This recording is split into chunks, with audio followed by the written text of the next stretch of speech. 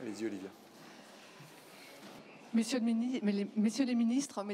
Ministers, ladies and gentlemen, will be in a position to start this press conference, which will last for 45 minutes. We will start with a declaration from each minister, and then we will have questions. Each country represented will be able to ask one question. Thank you very much. Good evening. I'm delighted to welcome you, ministers, another time in Paris. And it is very good that we are all gathered here in order to have a debrief on our discussions among the 5 greatest military powers in the European continent, in the beautiful location of the Val de Grâce here in Paris. And I would like to thank the Commissioner in charge of Defense, Andrius, who is here with us today.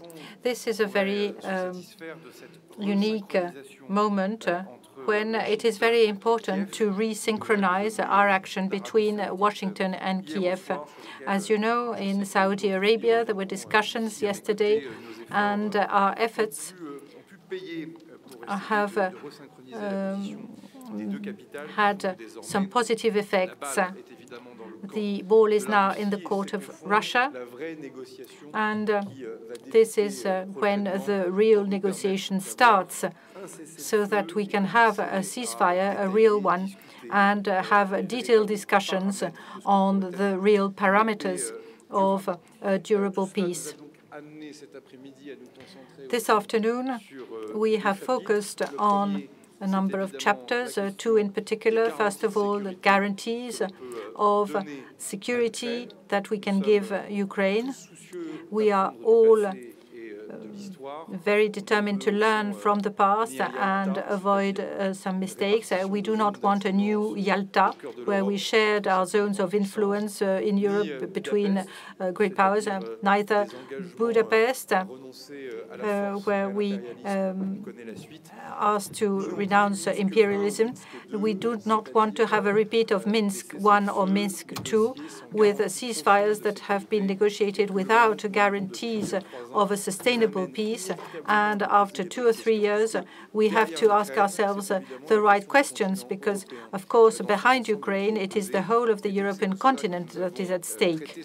And that is what we have discussed this afternoon with a video link, a secure video link with Ukraine. We have discussed with John Healey, Minister of His Majesty's government, and Tony Radakin with General Burka for the French. We had a number of discussions also with other countries of the E5, with an invitation to a coalition of the willing. And the first security guarantee for Ukraine is, of course, the Ukrainian armed forces, the equipment, armament, the training, the shape. And we have seen that in the information war that is led by Russia. There is a word that comes back coming from Russia, which is demilitarization of Ukraine. Of course, this is something we don't want.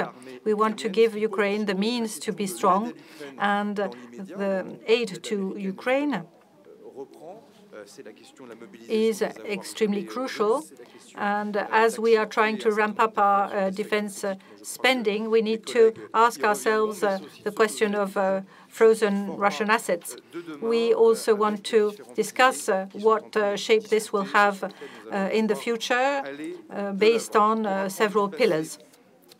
We want to learn from the past. Our Chief of Defense Staff have presented some hypotheses in order to be able to present them to their political leaders, in order to think really what this security architecture could look like and how it could be conducive to sustainable peace. Of course, our British friend will come back on that, but I think that about 15 countries are interested to participate in this thought process. Sometimes it is too easy to simplify it to the presence of troops on Ukrainian soil, but there are other subjects that are even more crucial: security in the Black Sea and safety of nuclear plants in Ukraine. And these are also topics that need a very deep military reflection. And I know that our British and French generals have been discussing that and also tried to work out how we can share the load of this thinking. And this will be useful to shape the guarantees in the medium and long run in Ukraine. Dear John, in the next 2 weeks, I think we will have an opportunity to meet with the complete set of defense ministers. We'll have a discussion at political level. Why 2 weeks? Well, because if Russia accepts the ceasefire, which is not yet guaranteed, we have to think in terms of 30 days, and perhaps we can take stock and halfway point in 15 days. Then we discussed also our own rearmament. What is not new is the Russian threat, but what is new is the fact that it has become difficult to predict. So the unpredictability is a new aspect, and the umbrella is not a new element. The US had already asked the European countries to take charge of their own security on the European continent. There's been a lot of talk of money in the media. So this afternoon, we wanted not only to talk about money, but also to talk about what were the urgent points to solve. For France, a few urgent points have to be dealt with neighboring countries with this format here. So the first aspect is the ground-to-air defense. And so that's a high specter to anti-drone fight. It's also true with state threat and terrorism. So we need to think the whole architecture, ground-to-air, and this is very important. It's a complex issue, but we need to step up because the rhythm of our response and our reaction is too slow. So we've worked out a few initiatives to move forward more quickly. And then there is the space aspect, aerospace, the fact that we don't want to see Europe lagging behind on this. And we have a European project on this, and we have today, we are dependent on Starlink. We need to make sure that we have something to produce. We need to move forward more quickly on aerospace, not to be left behind, and that is when we see that treaties are important in the European Union. We also have a forward warning so that we can share information when we see a missile being launched from Russia, so that we're all aware of it at the same time. And France is making proposals to work with our German friends, because this threat in the next 5, 10, or 15 years is something we must move forward on. In order to conclude and to summarize our discussion, our roadmap must take into account industrial aspects.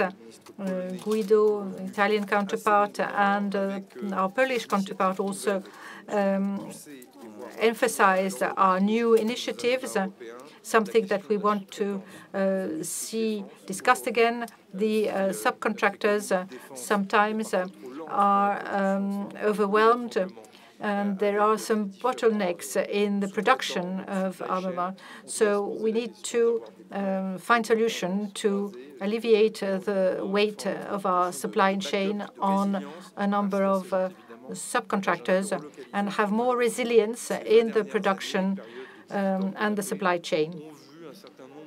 We saw recently that a number of industrial know-how left Europe, so we have to make sure that we have this know-how in Europe, and if we can't do it each on our own, then we need to pool our efforts to work together and have it all the same in Europe.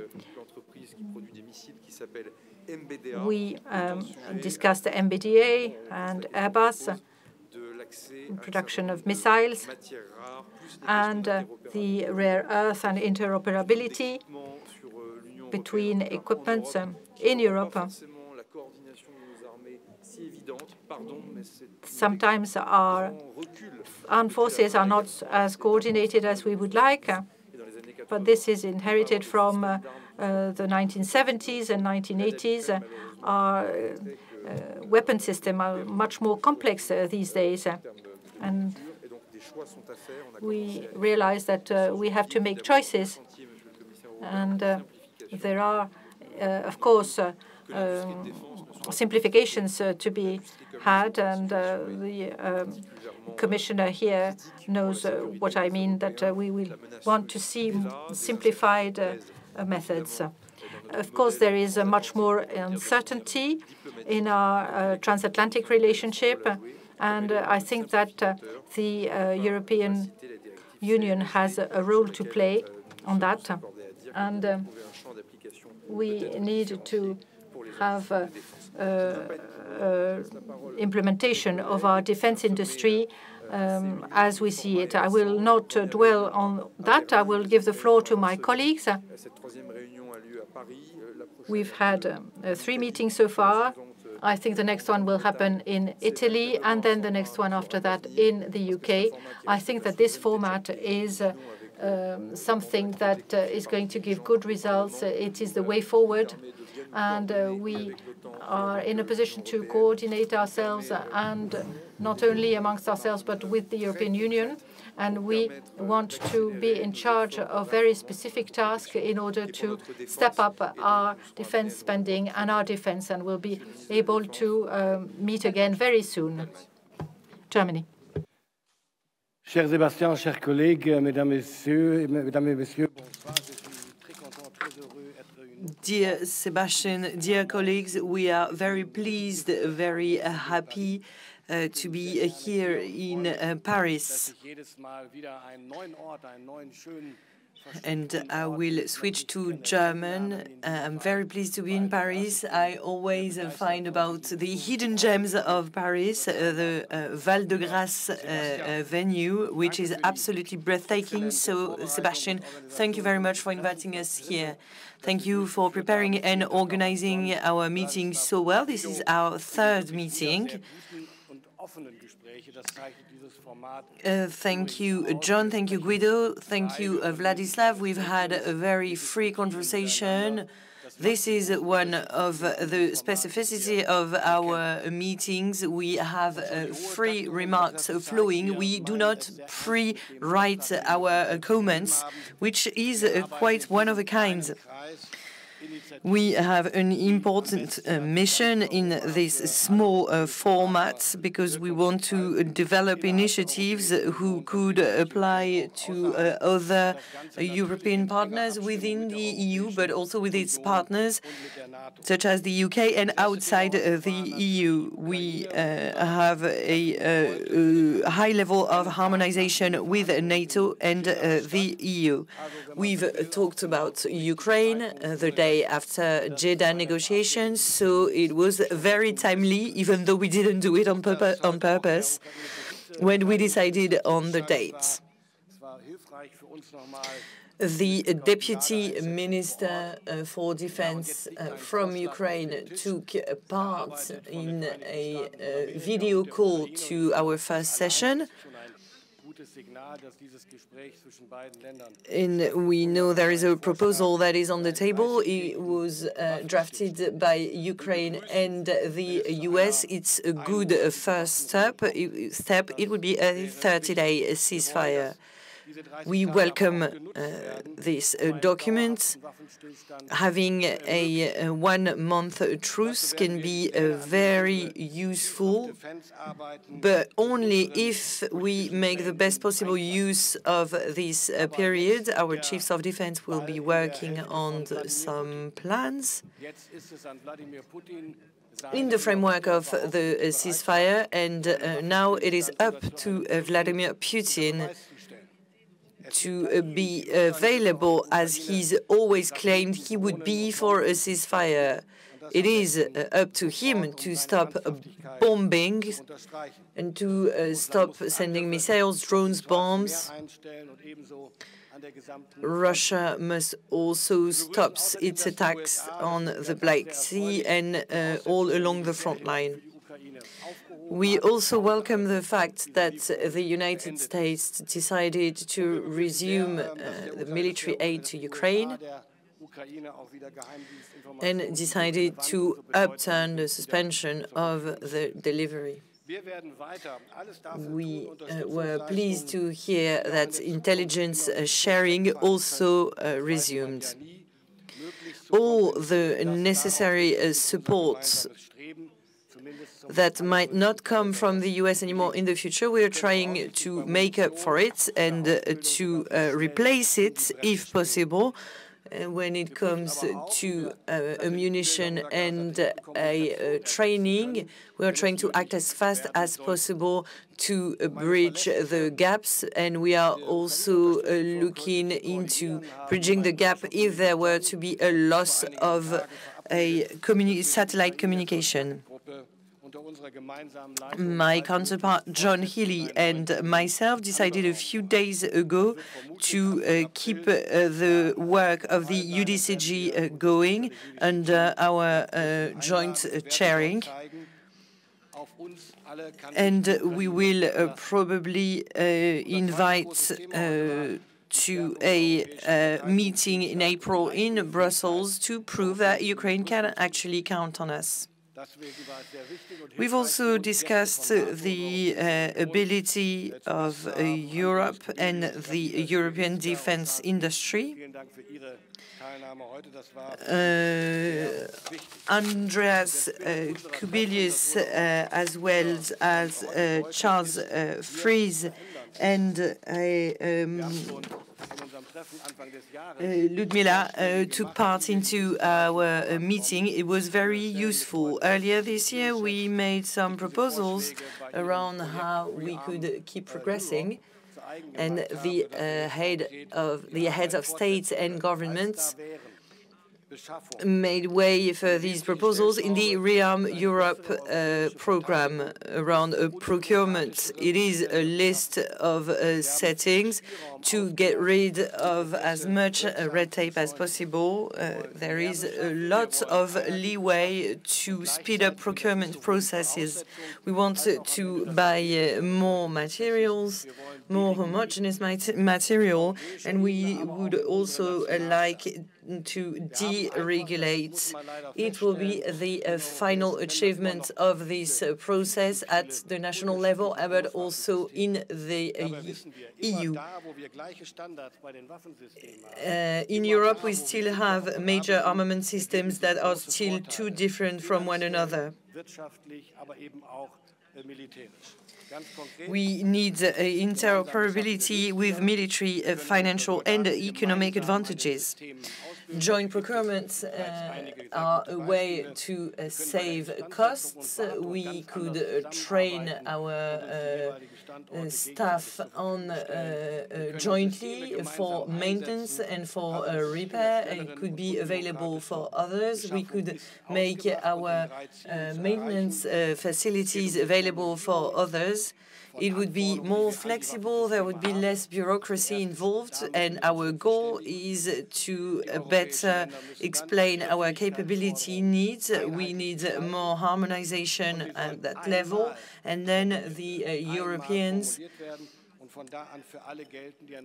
need to define their capability needs once and for all, and for everyone who wants to join the common procurement processes, they would be welcome, and it would make the whole task really easier. Now we need a framework, and this is my second point, not only for procurement, but also for our equipment. We have contracts with our industry, contracts that are open to others. An example, ELSA. Several nations are gathering to develop armament systems, precision and long-range systems, among others. Other nations should be able to join these procurement programs easily, quickly, and the representatives of the industry should get more guarantees thanks to the volume involved. They have more visibility, and they would be able to ramp up the volume of their production. We cannot accept that a certified armament system for my friend Sébastien should go through another certification process in Germany. This is a waste of time. It is actually very costly too. So these certification processes should be unified and should be standardized all throughout Europe. More investment is needed. You know, I'm sure that we are currently negotiating to get a new government. We have the next steps in view, and now we would like to amend the constitution to deregulate procurement processes. But we are also going to have a text around the calculation of debt. And if the parliament approves the text, we will exclude the major armament programs, armament projects from the level of debt calculation. The amount will not be taken into account when working out the level of debt. We will be freer for it. We'll have more flexibility and have a closer relationship with the defense industry. We also plan to speed up procurement, production, but also opening our infrastructure, which is why we are going to have a joint market with our partners. I will speak English for my main message. If now we choose European security further than national interests, we will be stronger for it. And now the Italian Minister for Defense. Thank you, Sébastien, for for your hospitality. Thank you, dear colleagues. I think these meetings make a difference because we keep moving forward. We uphold the trust we have for one another. It's a good way to get our leaders and our industries closer. We are at a key moment in time because when we decided to meet in Paris today, none of us could have guessed we would get good news yesterday, namely the agreement that was found in Jeddah between the Ukrainian and the American delegations that were sent by Mr. Zelensky and Mr. Trump. So that was quite unexpected, but now it is up to Putin to decide. Sébastien, John, and the chiefs of defense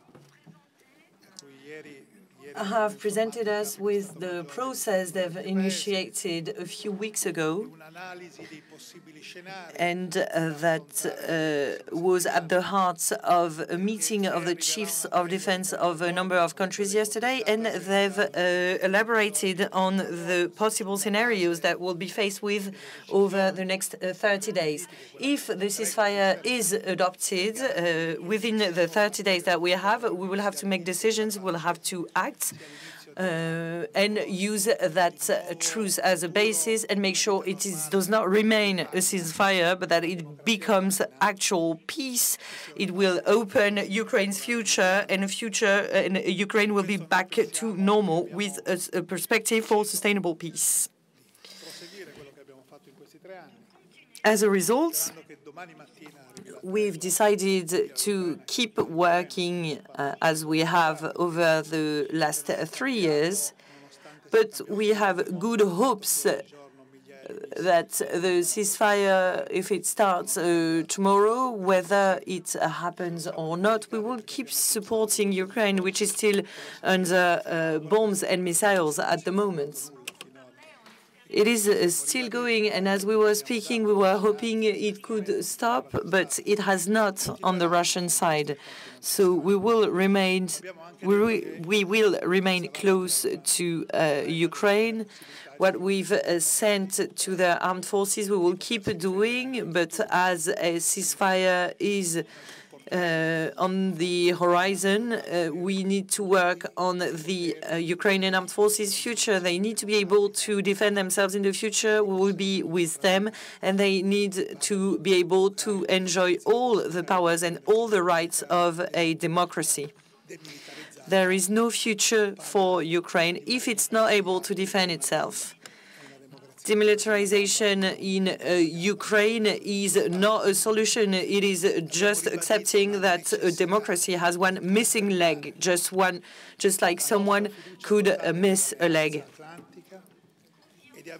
We've restated how necessary it was to restate that we place our full trust in the alliance, in NATO, but we know and we understood that Europe has now to play a role within this alliance, a role it did not used to play in the past. Some countries, and this includes mine, have hidden behind the American umbrella and had not invested in their defense because they thought that someone else would take care of it for them. And it was a brutal awakening when President Trump reminded us that we had to take care of our own defense. We've all decided to invest more. And during the NATO summit in June, we will all say that we have increased our expenses. It should be our priority for the security of our citizens, of our countries, and to preserve our democracies. It is absolutely essential for Europe to show it actually has an ability to defend itself, because deterrence is managed by the U.S. We've talked about that with Mr. Kubilius, and having the ability to defend oneself and having deterrence ability means having a resilient defense industry. We've also analyzed our own industry, what is called the backup, and we've realized that countries should be able to rely on one one another, to save costs, to have mutual production. Because the difference over the past few years, Russia has been able to ramp up its production while saving costs. In the West, we've actually ramped up production, but also the costs. So when comparing the expenses, the defense expenses in Russia and in Europe, let's bear in mind how much we can bear with similar amounts. We've also addressed what we expect from Europe, the Stability Compact, the Europe of democracy. Our defense industry these days cannot be treated just like other industries are treated, and we cannot compare our markets with countries where no regulations apply. We have a lot of standards to apply and a lot of rules to abide by, so we need time. We've set goals for ourselves, transition goals, ground-to-air defense, cyber warfare, hybrid threats, reducing red tape within the EU in order to come up with measures that will call for practical headways in European defense and to be able to send a message to our allies. Europe knows it has to start defending itself. It is very useful for our American friend as well, because under the previous administration, it was already shifting towards the Indo-Pacific region, and we think that we need to take into account the priorities of all the members of the alliance. We've also addressed the role of Europe. We've said that the investments that were announced are putting a weight on the countries, and the decision that was announced by our German friend is absolutely historic. The amendment of the Constitution, of the German Constitution, is a historic change because this is one of the legs of European deterrence. And I would like to commend all my European allies because these changes make an actual difference for the whole of the continent, because we all contribute in peace and stability. We've also mentioned that stocks needed we needed stocking up, that they're severely depleted, and that they should be defensive, not offensive. Everything that we've done today pushes us to take more responsibility within NATO. And this will only reinforce the alliance as a whole. The idea is to reach peace and to get rid of the danger of wars as it happened in the past for 70 years. Bardzo dziękuję, drogi gospodarzu. Thank you very much, dear Sébastien, dear Boris, Guido, John, dear friends.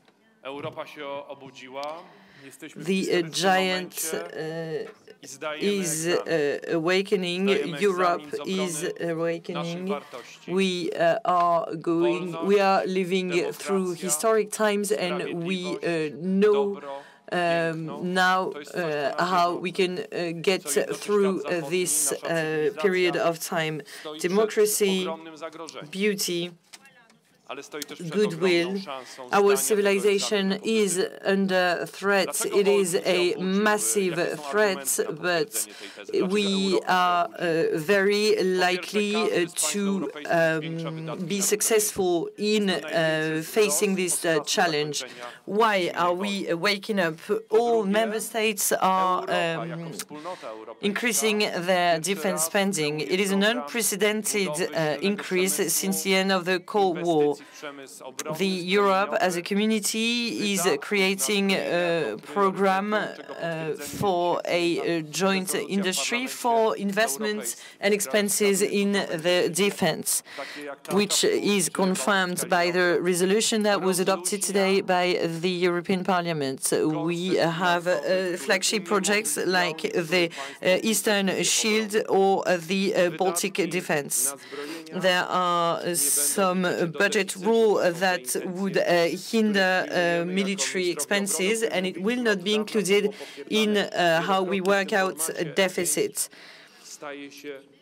This is how the intentions that we had yield results. This is only facts. It is reality. This proves, if anything, that the giant is waking up. Third point proving that we are actually waking up is how close the EU and the UK have grown together. This is the promise that was made during the campaign, the election campaign in the UK, and it is actually happening in the face of this threat coming from the East. We were not united enough, and the 500 million of Europeans deserve to be able to defend themselves in the face of that threat. They deserve a force that is able to protect peace in Ukraine. The defense ministers representing the greatest military powers, the countries who spend the highest levels, the highest amounts of money, we are determined, and we've been since the first day of the aggression of Russia against Ukraine. We are very aware of what this threat means, and we respect how determined our societies are. We feel hope when hearing the news from Saudi Arabia about the meeting between Washington and Kyiv. After weeks of uncertainty, our relationship with the US and the support to Ukraine is a way to get everyone in the transatlantic alliance reunited. We are back because I can say so because I've talked to those working at the logistic hub at the Jetchuk airport that is sending military and humanitarian aid to Ukraine. It has actually resumed this morning. We have this clear opening for peace from Ukraine. The US are playing an essential part, and Europe is reinforcing its own position. Now the question is to be asked to those who attacked Ukraine. You've said you were in favor of peace. Is that true? Is it sincere? This is an actual test that we are putting the Russian Federation to. We have 3 priorities for action in Poland, and I would like to commend the fact that these 3 priorities were approved as shared goals, making sure that Russia remains as far as possible of our states, and this calls for supporting Ukraine. We call for continued support to Ukraine as it is fighting for its existence, and we need to be with them until the end. Second shared goal, transatlantic relationships. We are willing and ready to get more involved in strategic partnerships. Third goal, it is the construction of a military force, of infrastructure force, but also strength for military production, putting more in common, harmonization, unification, in military production, and in the actions that we conduct. We need more unity, more joint programs, including for military mobility in our decision-making processes. We need to show a brave face in our parliaments, and we will be able to face the challenges coming our way with the budget for our armed forces, the resilience of society, and our military capability. We've also tackled cyber resilience and breakthroughs in technology. I want a European development of capabilities for AI, which is an absolutely essential element for the way our armed forces work, the training of our soldiers, and the way we handle our logistics. And this will be in the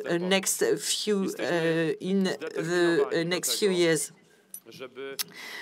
For the great armed forces of this continent, we need more coordination. We are prepared to have actions, to take actions, preparing Europe to a number of different scenarios. I am ever so grateful for those helping technological developments in Ukraine and those who look at what will happen after peace. I would like to thank Admiral Radakin, the Chief of Defence of the UK, and General Burkhardt, the Chief of Defence of France, for stressing that this needs to be brought to a political level. Our countries are proving that they are able to take care of their own security. So I would like to thank all of you. Thank you for this in my name and in the name of the European citizens who count on us, on our work and collaboration. Everyone has a role to play and will have their right place in this process, which, in my opinion, will be a way to come up with a solution that would be good for peace for Ukraine and for Europe. We will always need the strength for deterrence. The 5 ministers for defense of these 5 countries, the biggest European armed forces, are actually determined, and we will do everything to ensure security and peace to our countries in Europe. UK Defense Secretary. Good evening, everybody. First of all, I would like to thank Minister Lecornu for welcoming us today. It was a very productive day in terms of diplomacy and defense. Decisive days in the push for peace in Ukraine, and yesterday's agreements between the US and Ukraine were a vital step, and I pay tribute to President Trump and President Zelensky for this breakthrough. The Ukrainians want peace, we all want peace, and as defense ministers we have been discussing and we are working to strengthen the push for peace. And I say to President Putin, over to you now. You said you want to talk, prove it. Accept the ceasefire, start negotiations, and end the war. And make no mistake, the pressure is now on Putin. And today we meet as the defense ministers of the E5 nations, the 5 largest defense spenders amongst the European nations of NATO. We know our responsibility. We know we must step up on Ukraine, on defense spending, on European security, and on all fronts. We are and we will further. And on stepping up on Ukraine, the focus for the majority of our discussions together today. This year, the UK will spend £4.5 billion in military aid to Ukraine. the highest level ever. The UK and France are jointly leading work on plans to drive the push for peace and drive the arrangements for security guarantees for Ukraine. We're doing this work together. We're cooperating closely with partner nations, and we're looking to build a coalition of the willing from Europe and beyond. And from today, we are accelerating that work. Yesterday, military chiefs from 34 nations, representatives from 37 nations met here in Paris, co-chaired by Admiral Radakin and by General Boucard, and attended for over an hour by President Macron. On Saturday, the UK Prime Minister will host a further summit of leaders, and our military leaders will meet again next week to continue the military planning with this wider network. And on stepping up on defence, 2 weeks ago, our UK Prime Minister announced that the UK will put in place the biggest increase in defence spending since the end of the Cold War. We will increase defence spending to 2.5% of GDP by 2027 and 3% in the next Parliament. Between our 5 nations, we recognise that we must take on more responsibility for European security. So today in Paris, we have agreed we must rearm, we must spend more, we must work together to strengthen our industrial base. Our industry must be capable of innovating at wartime pace and must make defence an engine for economic growth in each of our nations. It's our job as defence ministers to keep our country safe, and in the coming weeks you'll see European allies coming ever closer together because our security is shared and our strength relies on that unwavering commitment to each other.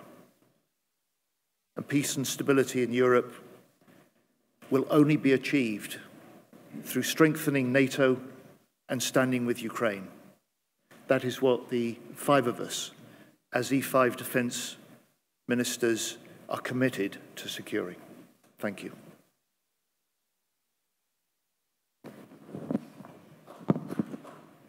Nous allons commencer avec les questions. Une première question avec Nicolas Barot. We are going to start with question with Nicolas Barot from the Figaro.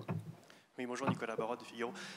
Nicolas Barot from the Figaro. Dit que vous ne vouliez pas résumer la question des You said that you didn't want to summarize guarantees, security guarantees to the troops sent in Ukraine, but it is important to send a message to Ukraine. What is France and the UK ready to commit in terms of ground troops, since you are leading this initiative? And to the other ministers, Poland, Italy, and Germany, are you going to participate in that effort to have troops on the ground? Thank you very much. I have had ample occasion to answer this question recently, and I can tell you that the rhythm is different in terms of political sphere and military sphere, and we realize that there was rapprochement between the US and Ukraine recently that brought about this agreement yesterday, and now we have to discuss terms for peace or terms for sustainable ceasefire.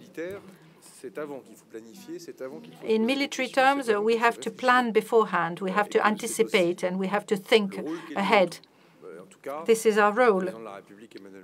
The French President and Sir Keir Starmer had discussions with President Trump and also with President Zelensky to project ourselves in 2025 and 2026 to say that At the end of the day, we have this huge country, Ukraine, and we have a front line on which we are hoping to see a ceasefire tomorrow.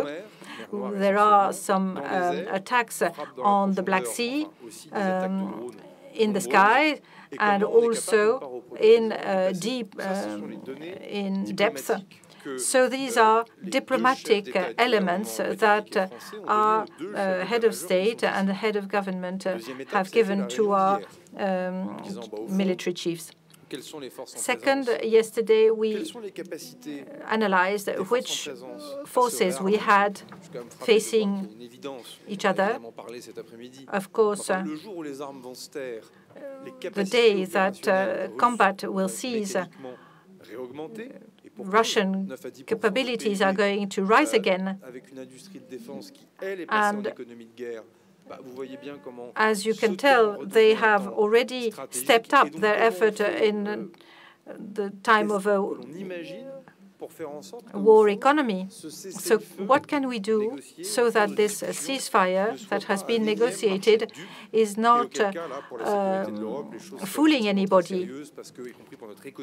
And this would be disastrous for our economy. And the aggressiveness of Russia is not going to diminish. And as you have realized, since 2008, it hasn't gone down. So after that, we can reflect on what is the kind of mission we could give our ground forces.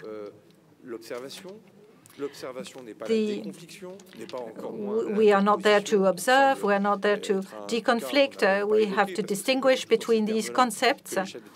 And the defense chief haven't based the debate on that discussion.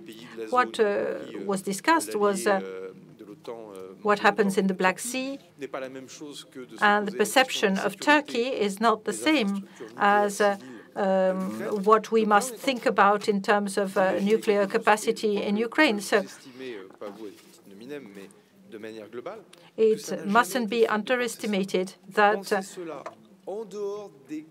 thinking about all of these elements outside NATO criteria for a country that is not a member of the alliance is something that has never been done before, especially since weapons are still being used on the front line. And this is how European nations can become credible. And I think that our American ally is understanding this very clearly. There are figures going round, and these are for the media. Putting troops just behind the line of the ceasefire is not at all the same mission than to deploy troops along the Polish border, either on the Polish side or on the Ukrainian side of the Polish border. But this is far too soon to speculate.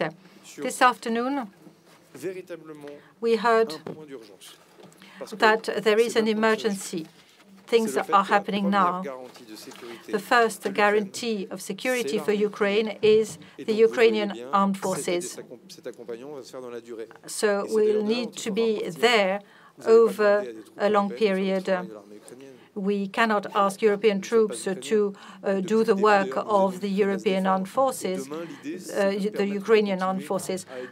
And this is what we have done since the beginning. We are helping them to defend themselves. So we mustn't think backward. We are training them. We are deploying a lot of efforts. We have been reflecting with John Healey, with the two military chiefs, and we have to enlarge the thinking to more partners if they want. We have to work out the budget and the operational needs and all the elements that are necessary over the long term. We are talking about peace, about security, about defense. We're not talking about war and escalation. We're not talking about all that. We are talking of how to stop all this movement. And this is a historical turning point.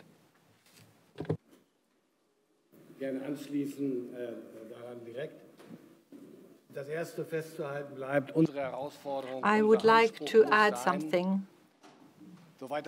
First of all, our ambition must be to anticipate the situation, thanks to our analysis and thanks to our preparation, thanks to our thinking ahead. We must be in a position to act. That is why I am happy to see that the military chiefs met yesterday to see what is a good response militarily.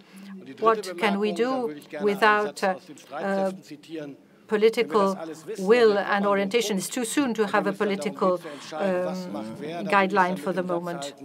Now, what will happen when we need to decide who does what? We have to decide whether we are crossing the bridge when we reach the bridge. But I don't think we are there yet. Britta Sundberg, Der Spiegel. Bonjour, une question pour le ministre français. A question for the French and German minister. Have you today broached the subject of an independent European defense in case the US withdraw their support to Europe? Das ist ein Thema, mit dem wir uns seit geraumer Zeit beschäftigen, aber weniger. This is a topic that has been worrying us, but not in the hypothesis that the US would withdraw completely, but in a democratic framework, maybe there could be a shift. Maybe the US could decide to have a greater commitment towards the Indo-Pacific, and we don't know in what way or when or how. So I think we will need to remain adaptable to a new rhythm, and that's why a couple of weeks ago I made a proposal with the American defense minister to develop a roadmap so that we can share the weight and so as to avoid gaps in capacity building and reorganize burden sharing progressively in order to know who does what and to offset reductions in one direction. But there has been no announcement from the White House or the Pentagon. And this is something that we could anticipate. But the commitment of the US to NATO has been reinforced recently.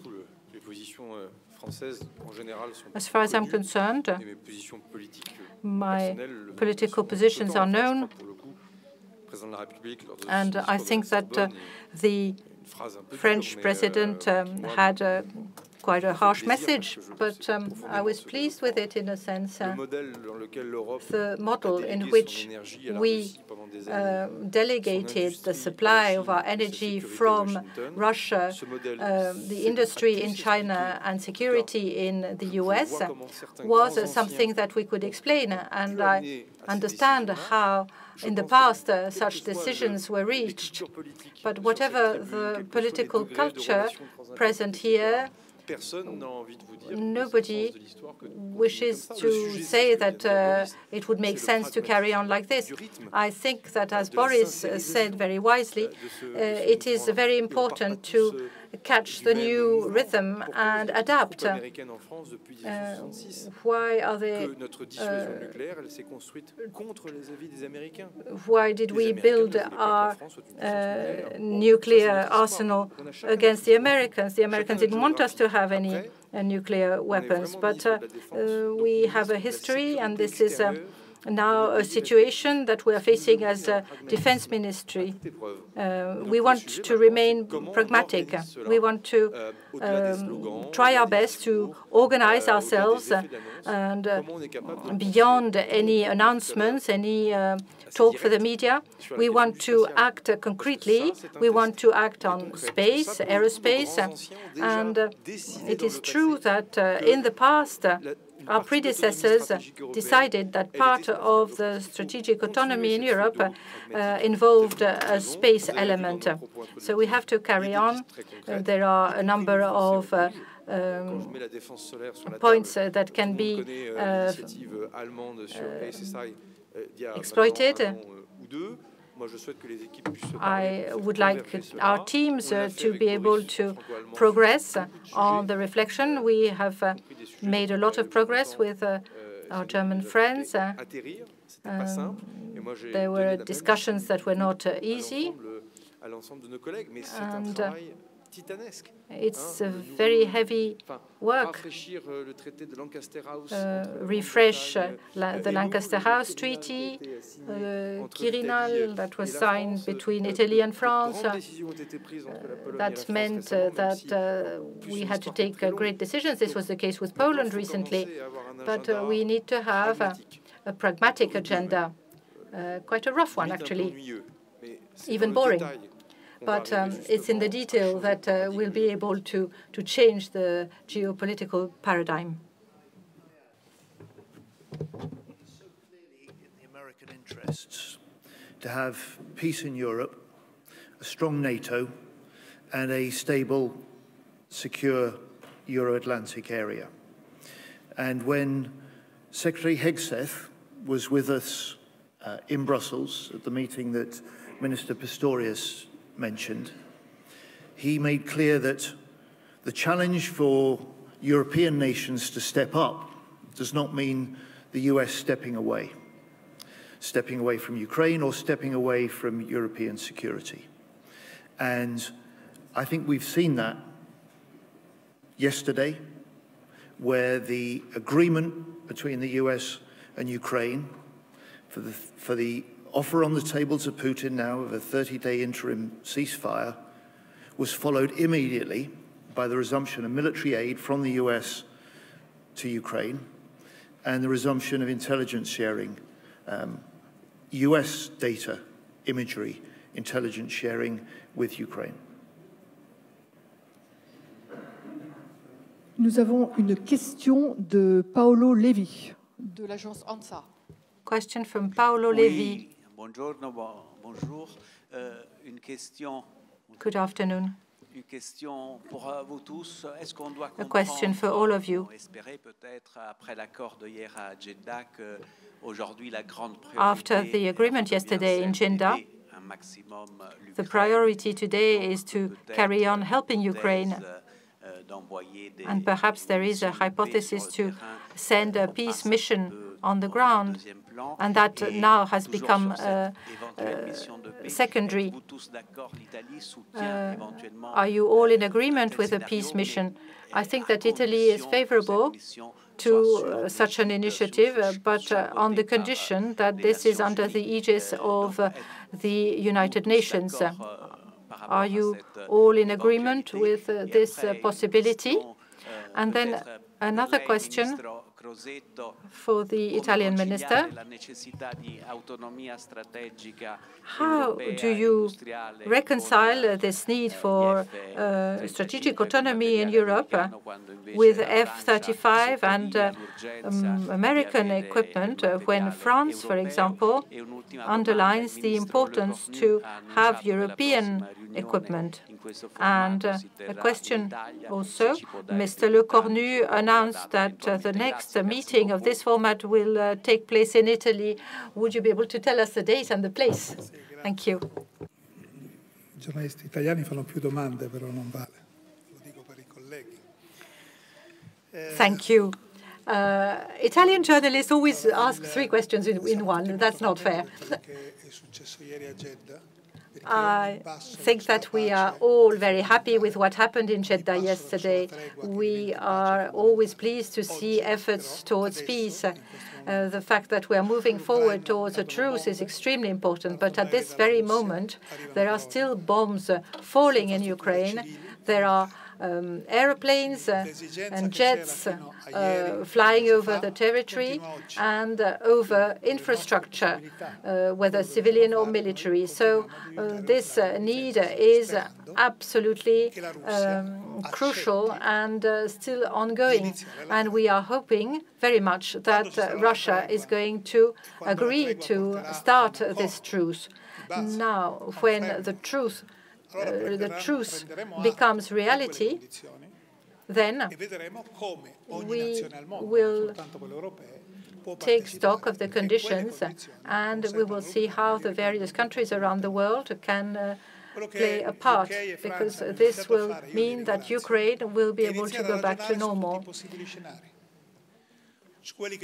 This is what the UK and France have begun doing, thinking of the various scenarios. And why have we started doing that? Because ministers of defense don't have a right to reason only on the best possible scenarios. We must envisage all the various scenarios possible, from the worst to the best. And if the worst scenario happens and we hadn't made plans for that, that would be a great failure on our part. So we must get ready and prepare some technical solutions and give ourselves the possibility of intervening, whatever the scenario. And this is where our work is very difficult. We cannot only work on the positive side. We have to allow for the negative. And the same goes for acquisition of weapons, for the defense industry. And we have built our defense industry in such a way that our industries do not have the capacity of production that we would like. This doesn't involve France or the UK, but as far as we're concerned, we don't have the same capability of the US. So when our industries didn't manage to cope with capacity, then we bought equipment abroad. This is a typical example for the F-35. I don't think that we want to stop all relationships commercially with the US. I'm sure that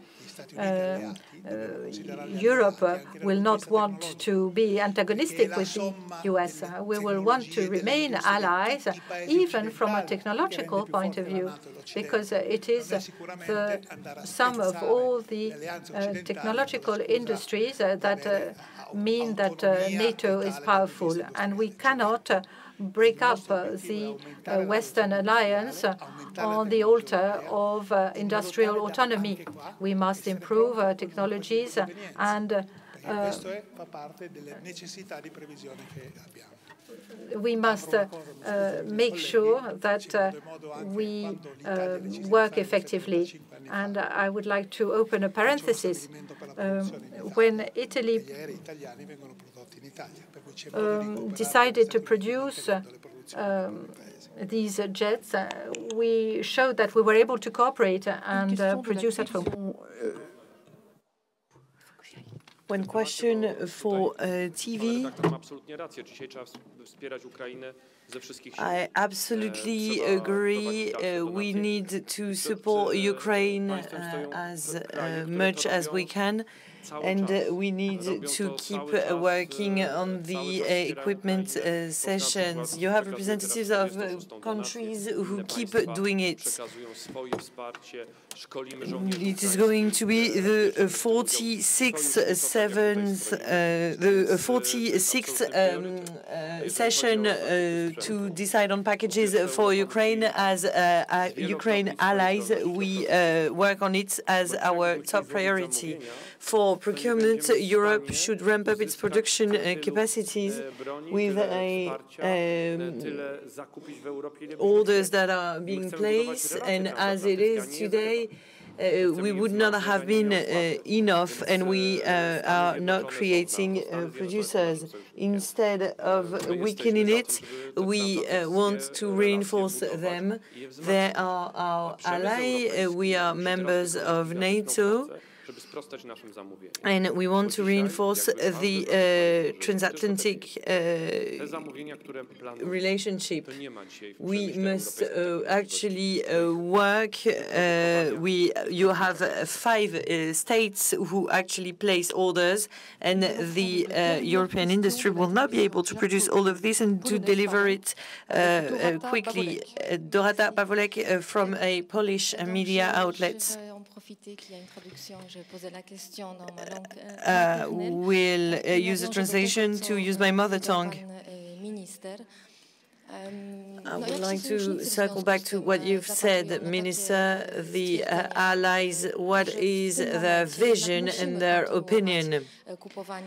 Because you're saying that armament procurement should happen outside of Europe when necessary in the US, in Korea, for example, because the European industry is not able to cover all of these. But did you make any practical proposal to reboot the production in Poland or new equipment in Poland?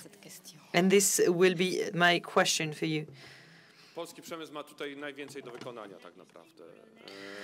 The Polish industry has a lot to do. Munition manufacturers, the ramping up of our capabilities, especially in domains in which equipment are very much in demand. This is a conversation I've had recently with Minister Lecornu, and we've also tackled the possibility for the Polish industry to buy from France, and I hope that France will use the Baobab or our system ground to air. I will be paying a visit with representatives of the Polish industry.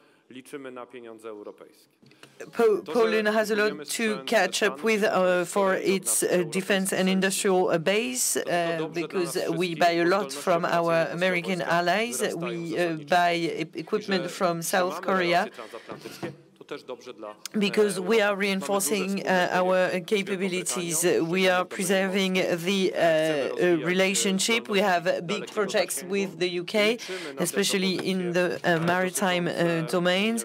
We want to have deep strike capabilities, and we are counting on common deterrence, nuclear deterrence. I'm referring to proposals that were made by France. We are currently choosing a partner for a market for submarines. We are very determined to build a huge potential for the Polish armed forces. It will benefit the whole of the transatlantic alliance. I think you were looking at me, so you were expecting comments from me. The situation has changed quite quickly. As for France, in 1 year and a half, we had never sold that many armament systems in Europe. Caesar, Howitzer, I was welcoming my counterpart from the Netherlands for the Barracuda submarines, and something is definitely happening, because in some countries we are in competition to respond to some of the markets, which is good actually and healthy, which means that when some countries want to buy from other European countries, they have a choice between the British, Italian, German or French industry, just to talk about our maritime industry, where we have a certain degree of competition. There is an offer that exists, and then land capabilities. There is an offer in terms of land capabilities. Second message, the production economy to help Ukraine is yielding results. I said so in Parliament. Between 2026 and 2030, we need to place 7 billion euros additional to get their production lines to their maximum capacity. This is the work we've done. And my third point will be that to go further, we'll have to invest in new production lines. And this is a kind of chicken and egg situation, because if we keep buying outside of Europe, we will never reach that critical level where we can require the companies to self-fund their new production lines. And when Władysław talks about the conversations that we have between us, there is one projection that we have to keep in mind, and it is wondering when, which the Americans have done very well in a lot of countries, when do we start doing license production and cross-production, which is a way to resort to local employment. Most of our exports of equipment in the Indo-Pacific region or Indonesia, for example, relies on benefits that happens at the local level. This is what is happening. Why does it have to be more difficult to achieve in an area where we share the same money and the same standards? And it happens at a minister level. It is the state that gets involved. We are competing on some of the segments. It is not bad news. It is good news, actually, because it is good competition. Our industrials have to be highly efficient. The delays become acceptable, because when I say the delays in some American manufacturers, well, maybe we are not doing too bad. But 2-3 years ago, it was absolutely unthinkable for European ministers for defense to talk about that in a joint press conference. Thank you very much. This is the end of this press conference. Thank you very much.